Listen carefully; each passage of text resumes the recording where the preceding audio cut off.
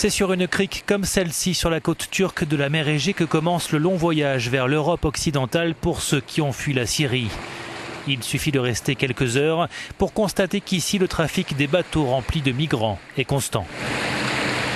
Un nouveau groupe prend le départ d'un long chemin vers l'Europe.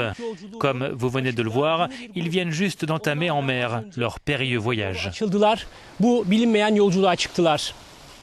Ils ont laissé derrière eux leurs affaires qui témoignent de la difficulté de ces longues journées d'attente pour effectuer la traversée. L'état de la plage agace les habitants comme Yüksel qui depuis quelque temps voit arriver moins de touristes.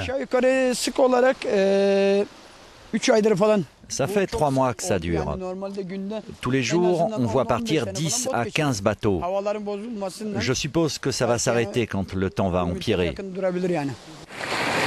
L'île grecque de Lesbos, c'est la direction que prennent les migrants sur les bateaux gonflables. Mais les gardes-côtes turcs sont sur le qui-vive et ils n'ont pas de répit.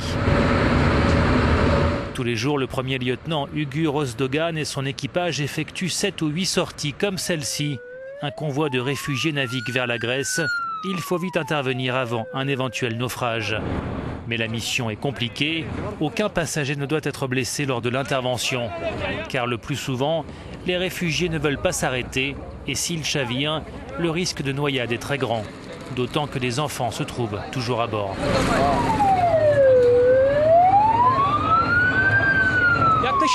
Après avoir intercepté ce groupe de 45 personnes et les avoir fait monter sur leur bateau, les gardes-côtes se dirigent vers une autre embarcation, des migrants qui ne veulent pas s'arrêter et qui seront contraints à leur tour de monter sur le bateau des gardes-côtes.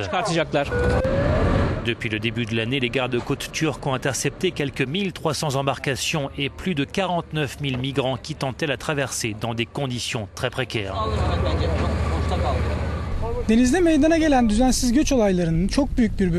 Dans la plupart des activités d'immigration illégale, on voit beaucoup de bateaux en mer dont les moteurs ne fonctionnent pas. On constate également qu'énormément de personnes sont forcées de monter sur les bateaux, des personnes qui ne connaissent rien à la navigation et qui aussi paniquent au moindre problème.